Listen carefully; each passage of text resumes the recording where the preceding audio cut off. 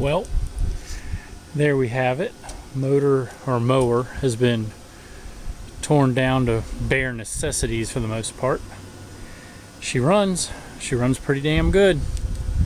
So off this mower I ended up with, let's see, a couple arms, a bunch of idler pulleys, a bunch of linkages. Here's a pile of stuff from it. Got the brake and the gas and all that stuff. Steering wheel. Who knows, man, I might be able to figure something out for that.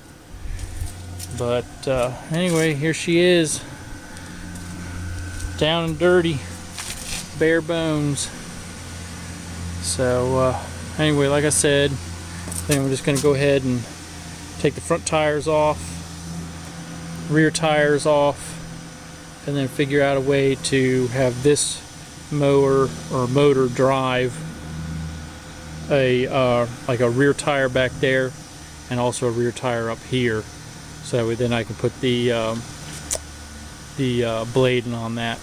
So that's where she is. I think I've had enough for today, but anyway, let's see if I can't maybe get this posted or get on, and we'll see what's going on. Later.